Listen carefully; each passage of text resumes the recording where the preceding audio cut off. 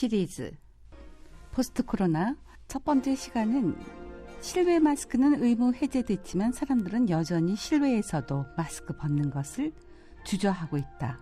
왜 그럴까?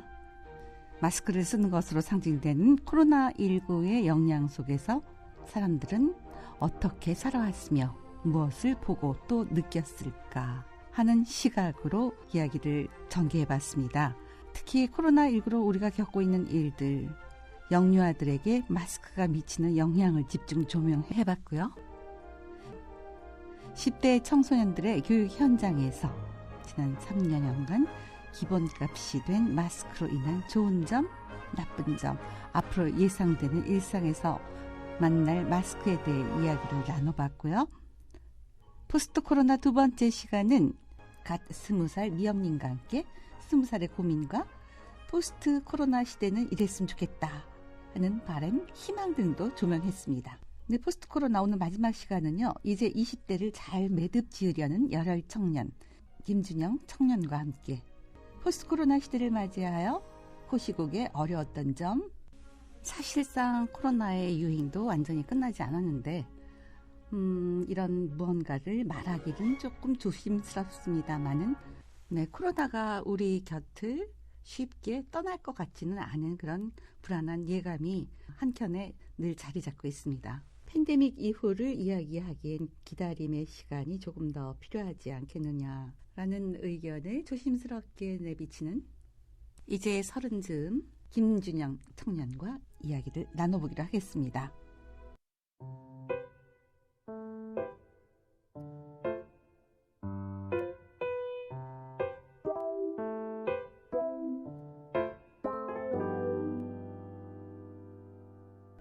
안녕하세요. 저는 20대를 잘 매듭 지으려고 고군분투 중인 청년입니다. 코로나19 유행을 통해 그 이유를 생각해보는 자리에 초대해 주셔서 감사합니다.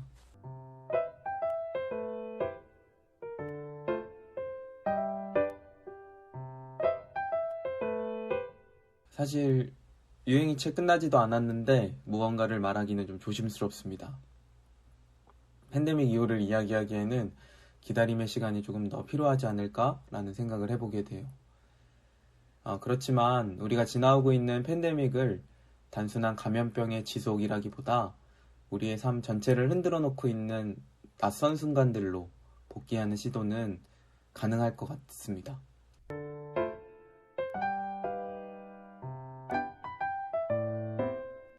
그럼 혹시 일상에서 코로나로 인해 변화된 점이 있다면 어떤 시각으로 비춰졌는지 궁금한데요.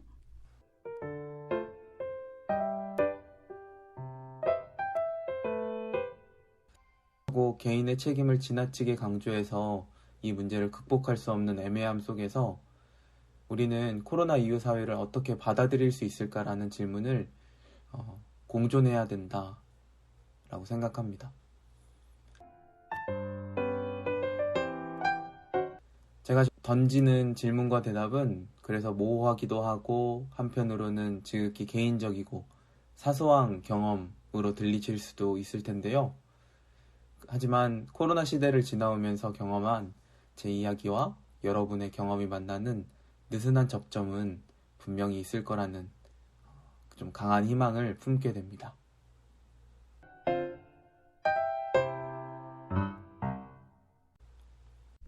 이렇게 심오한 고민을 하는 청년에 비해서 또 주부들이나 보통 사람들은 집이 최고인 시대, 포스트 코로나 시대가 레이어드 홈 시대라고도 생각을 하고 있는데요.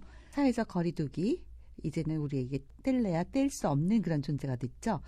그래서 모두가 외출을 자제하게 되면서 집은 단순히 휴식 공간이 아닌 공부, 업무, 운동, 이 모든 생활이 이루어지는 멀티 복합 공간이 되었죠.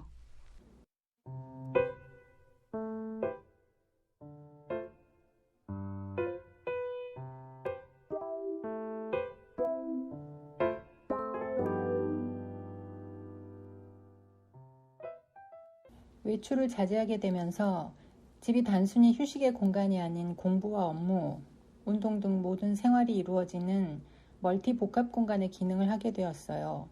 기존의 집이 수행하던 휴식의 기능은 물론이고 방구석 콘서트, 홈 트레이닝 등에 맞춰서 오디오를 갖추거나 베란다에 홈카페를 만들거나 하면서 집을 새롭게 꾸미는 지인들이 많이 늘어났고요. 집의 기능이 확장되고 있다고 생각합니다. 꼭 번화가까지 가지 않더라도 슬리퍼를 신고 다닐 수 있는 범위 중심으로 코로나 이후에는 편하게 발달해가고 있다고 생각합니다.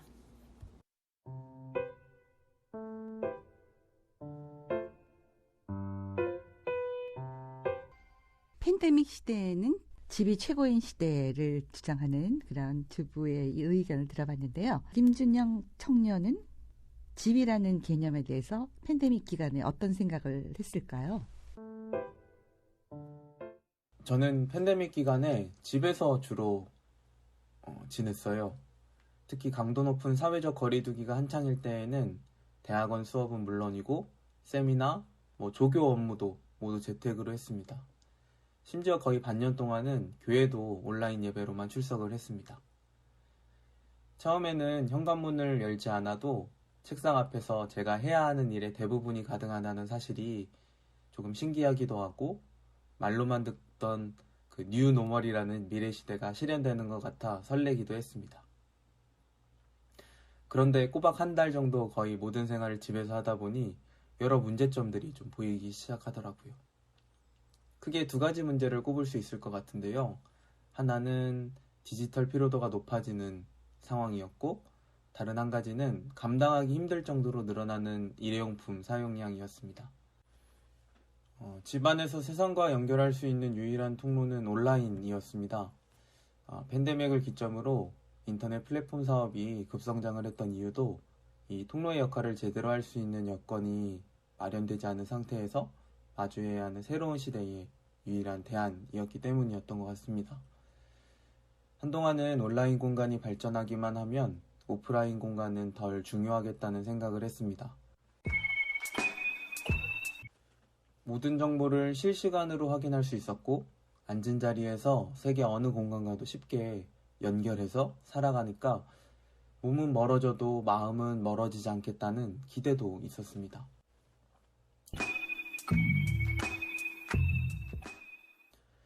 그런데 조금씩 밀려오는 디지털 피로도는 또 우리가 한 번도 경험해보지 못한 정도의 심리적인 불안과 고립으로 그 상황을 순식간에 바꾸는 경험을 또 하게 되더라고요. 실시간으로 주고받는 확진자의 동선이나 정보는 다른 사람을 자꾸만 혐오하고 쉽게 낙인 찍는 마음으로 너무 쉽게 치환되었고, 물리적 자리가 변하지 않은 채로 여러 일을 번갈아가며 할수록 그 공간이 우리 모두를 연결시키는 연결망이라고 여겨지기보다 나를 가두는 갑갑한 곳으로 다가오기 시작했습니다.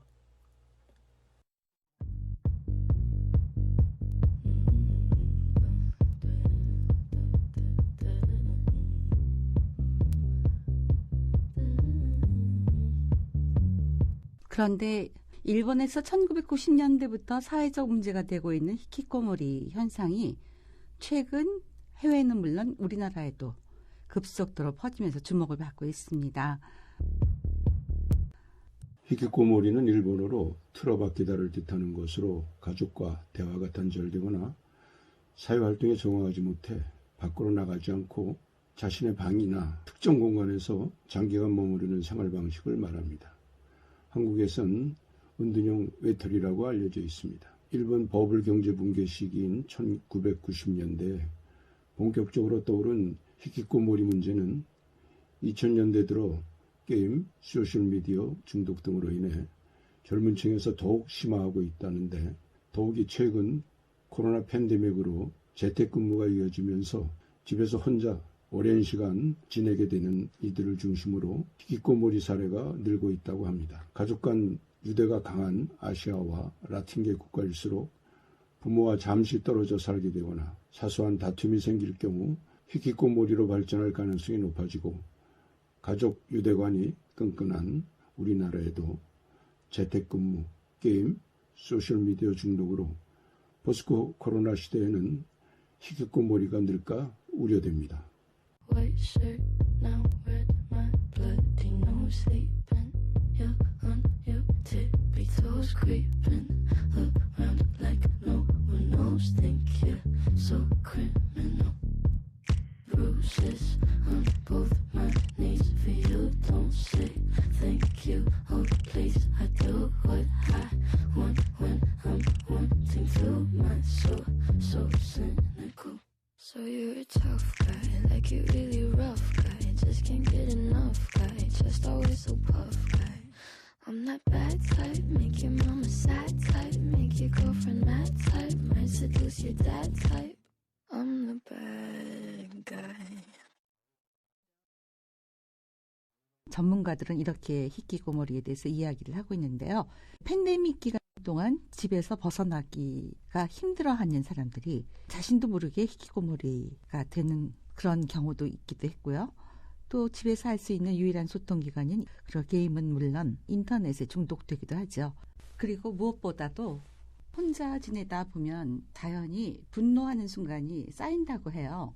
그 분노를 푸는 돌파구로 악플이라든지 조롱, 신상털이 이렇게 남을 괴롭히는 그런 심각한 상황들이 발생하는 경우도 많다고 합니다.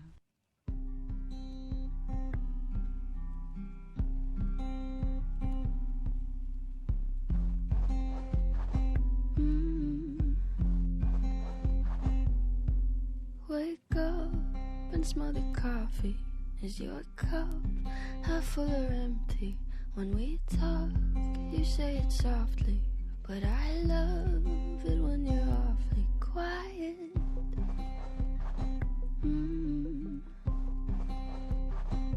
Quiet.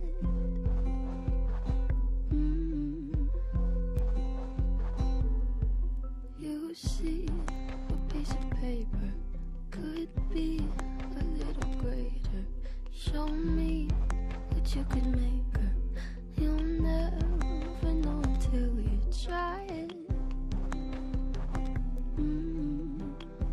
You don't have to keep it quiet.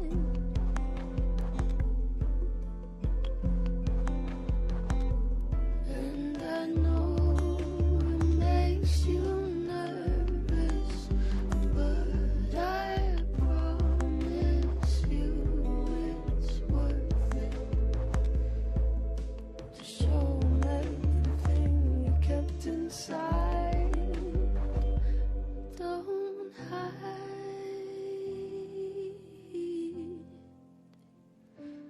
don't hide.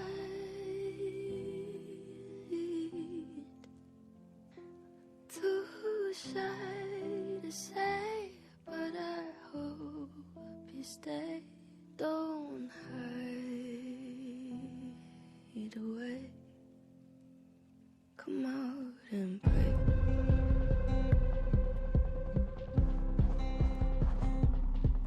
Look up out of your window. See snow, won't let it in though. Leave home and fill the window, 'cause it's colder here inside and silent. You don't have to keep it quiet.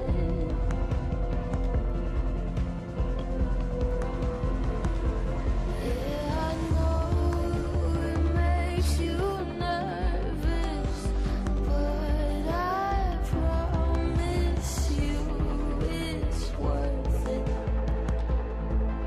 to show 'em everything you kept inside. Don't hide,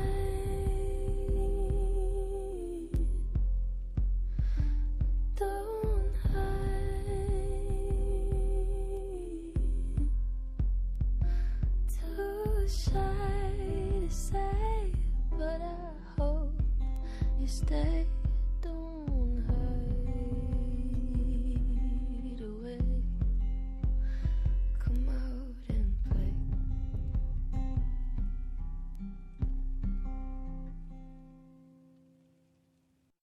네, 빌리 아일리시 Come Out and Play 전해 들었습니다. 그렇죠. 밖에 나가서 신선한 공기를 마시면서 놀고 그래야죠. 그런데 이 팬데믹이라는 새로운 형태의 단절 경험, 우리 삶에 얼마나 중요한 요소인지를 우리에게 알려줬는데요. 그 서로의 음성이 겹치면서 잠깐이라도 대화가 멈추는 경험. 때로는 얼굴을 보지 못한 채로 내가 마주하는 상대방의 지극히 일부만을 보고 그 사람과 교감을 해야 한다는 일은 팬데믹 상황에서만 경험할 수 있었죠.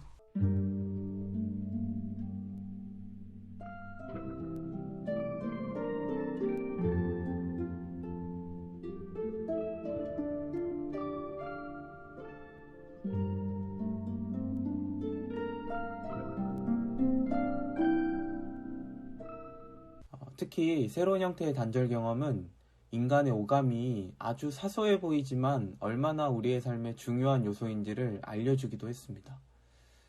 어느 정도의 딜레마를 감내해야 하는 대화, 또 서로의 음성이 겹치면 잠깐이라도 대화가 멈춰지는 경험.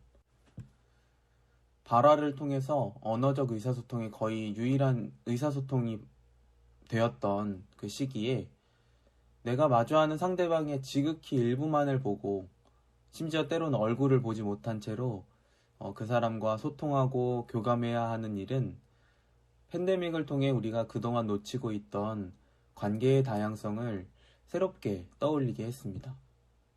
그리고 이 다양성이 그리 크고 거창한 개념이 아니라 서로의 말뿐만 아니라 몸짓, 풍기는 분위기, 심지어 채취까지도 우리가 서로 연결하는 데에 중요한 요소라는 것을 몸소 느끼게 하는 하나의 계기였지 않을까 생각합니다. 이제 또 저희가 몇 년 동안 마스크를 썼다 보니까 아직 얼굴을 제대로 못 본 친구들도 많아요. 그래가지고 이제 그런 반 친구들부터 시작해서 서로 이제 얼굴을 좀 더 알아가고 친해질 수 있는 기회가 많이 마련되지 않을까 싶어요. 그리고 이제 학교 친구들이랑 또 얼굴 마주보고 그렇게 이야기도 많이 할 수 있었으면 좋겠어요.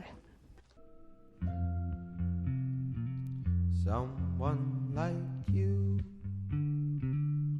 wasn't meant to be defined or confined or even met eye to eye. Just there to be explored and on the wild adored. Someone like you, someone like you, someone like you was so beautifully designed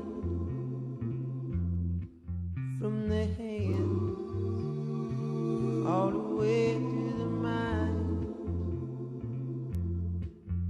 Just there to be explored and all the while adored. Someone like you, someone like you. La la la la la la la la la la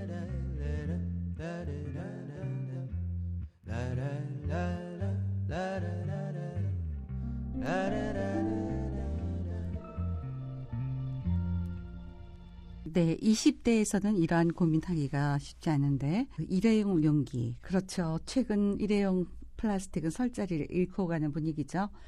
호주는 2018년부터 비닐봉지 사용을 금했고요. 인도는 영국을 따라 2022년부터 일회용 플라스틱을 쓰지 못하게 한다고 해요. 일회용 플라스틱, 폐기물 문제가 있긴 하지만 사실 음식 포장에 플라스틱이 유용하죠. 무엇 때문에 이렇게 관심을 받고 있고 또 반대 의견에도 불구하고 아직까지 플라스틱이 사용되는 것일까요? 일부 국가에서는 플라스틱 폐기물 대부분을 재활용하기도 합니다. 우리나라에서도 그 플라스틱 폐기물의 절반 정도까지는 재활용이 이루어진다고 해요. 하지만 다른 지역에선 재활용이 여의치 않다고 하는데 플라스틱의 15%가 재활용을 시도하지만 이 중 40%는 오염 등의 이유로 재활용되지 못한다고 합니다. 20대에 이런 고민을 하는 것도 참 드문 일이긴 한데요.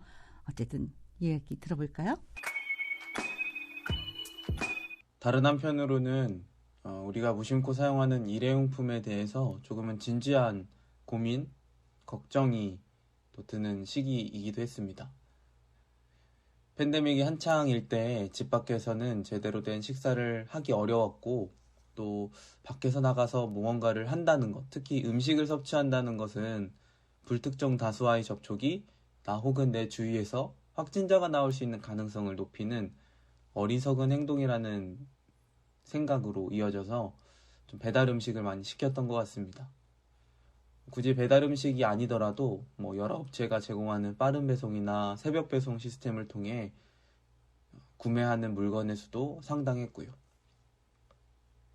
날이 갈수록 늘어나는 일회용품과 플라스틱 사용량을 보면서 어느샌가 기후위기라는 단어가 그냥 단지 상투적으로 들리지 않기 시작하더라고요. 평소에는 느끼지 못하던 위기감이라고 할까요?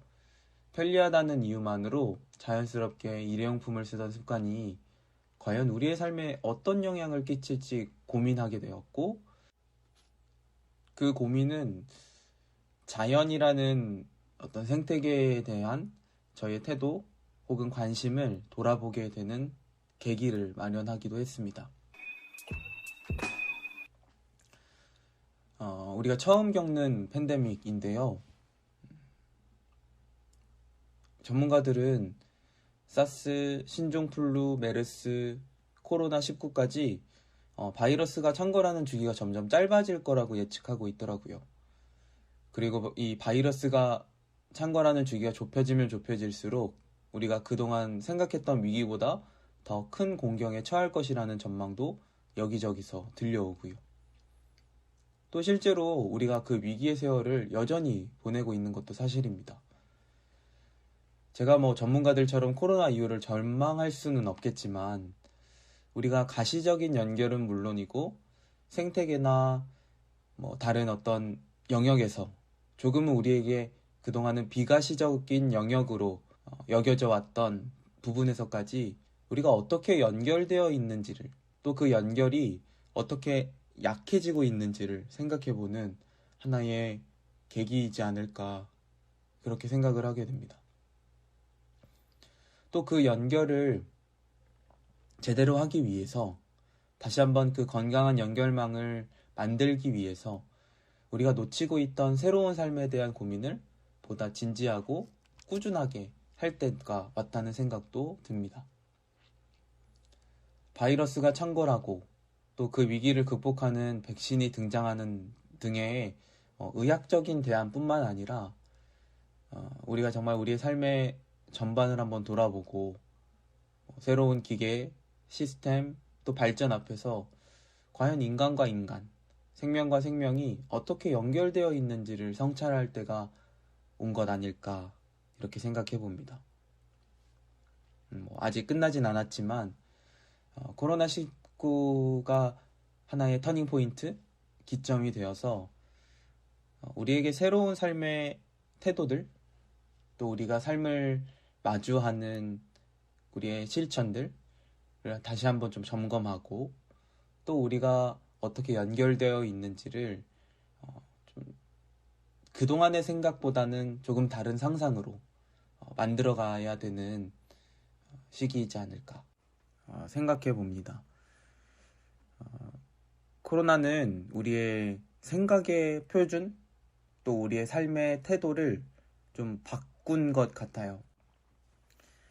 지금 우리가 겪고 있는 코로나19라는 팬데믹이 언제쯤 종식될지도 모르겠고, 또 종식된다고 해도 또 다른 바이러스가 도래할 것이라는 위기감은 모두에게 있는 것 같습니다. 이제 이번 위기를 통해서 많은 사람들은 인간의 삶에서 진짜 중요한 것이 무엇인가, 또 그 중요한 것을 이루기 위해서 개인은, 또 이 국가는, 혹은 이 시스템은 어떻게 우리의 인식과 행동을 바꿔야 하는가를 생각하는 계기가 마련된 것 같습니다. 이 위기의 끝에 어떤 사회가 만들어진다, 이런 이상향을 다 그릴 순 없겠지만 우리가 그동안 겪었던 여러 가지 문제점들을 조금씩 공유하고 또 보완해 나가면서 좀 더 안전한 사회, 또 다 같이 잘 사는 사회, 그리고 모두가 좀 이롭게 지속 가능한 사회를 만들기 위해서 행동하고 또 함께 대화하는 계기가 계속 이어져야 한다. 이런 생각이 듭니다. 그리고 자연, 이 생태계에 대한 태도도 우리가 분명하게 성찰해야 된다라고 생각을 합니다. 자연을 우리가 그동안 어떻게 인식하고 소비하고 사용해왔는지 냉정하게 점검하고 또 성찰하고 반성하는 그 삶의 전환이 꼭 필요하겠다라는 생각이 드네요. 조심스럽지만 우리가 일상으로 돌아가고 있는 것 같습니다. 그런데 그 일상은 우리가 그동안 살아왔던 방식과 또 분위기를 오롯이 담아내지는 않을 것 같아요. 옛날로 돌아갈 수 없다는 거죠. 그렇다면 우리가 어떻게 이 새로운 가치관 또 새로운 상상력을 가지고 이 세계를 살아갈 수 있을지, 일상으로 복귀할 수 있을지를 고민하고 또 같이 궁리했으면 좋겠습니다. 저는 그것이 이 시대를 마주하는 인간들이 할 수 있는 책임 있는 기회이고 자유로운 행동이라고 생각을 합니다. 조바심 내지 말고 조금은 천천히 그러나 모두가 이롭게 이 삶을 계속 꾸려나갔으면 좋겠습니다.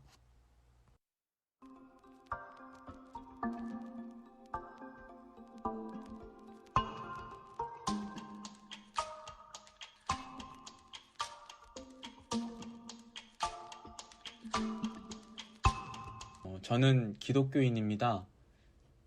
팬데믹 기간은 종교인으로서, 특히 기독교인으로서 제 정체성을 점검하고 교회가 어떤 공간인지 성찰하는 시기였습니다.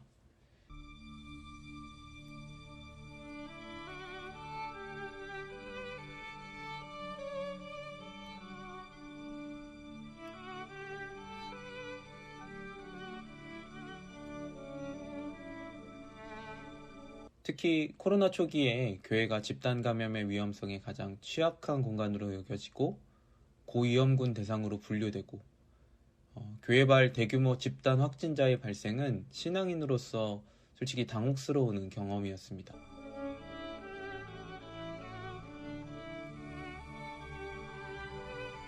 사실 대부분의 신앙인들이 자신의 신앙만큼이나 다른 이들의 안녕과 건강을 위해 여러 방면의 타협과 조정을 통해서 안전한 공동체를 세우기 위한 노력을 했다는 사실을 알고 있기 때문에 교회를 향한 손가락질이 조금은 억울하기도 했습니다.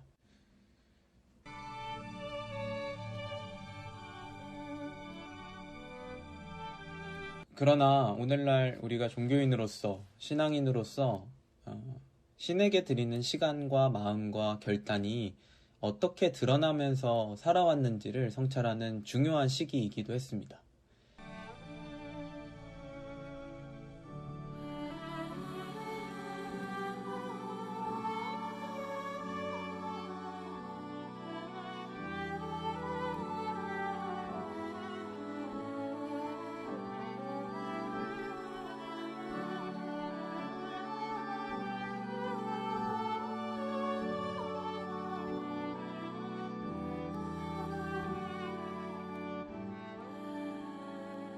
예배의 본질이 무엇인지, 종교의 태도는 어떠해야 하는지 묻게 되는 움직임이 지금도 곳곳에서 일어나고 있습니다.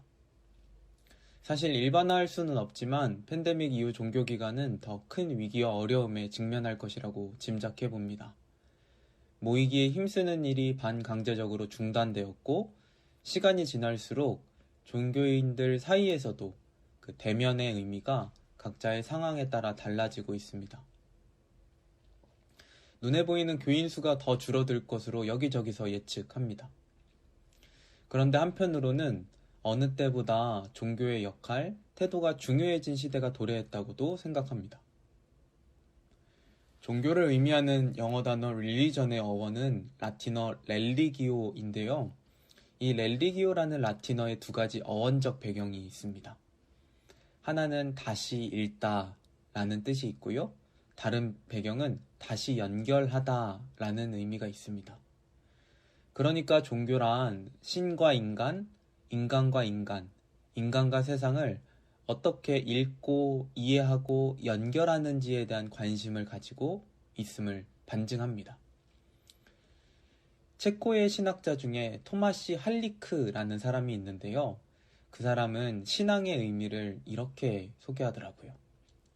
신앙은 삶을 대화로 여기는 반면 불신앙은 삶을 독백으로 여긴다. 신앙은 책임지며 살아갈 줄 안다. 그러니까 종교인들은 그 사이, 관계, 대화를 중요하게 여기는 사람들, 또 거기에 관심을 두는 이들이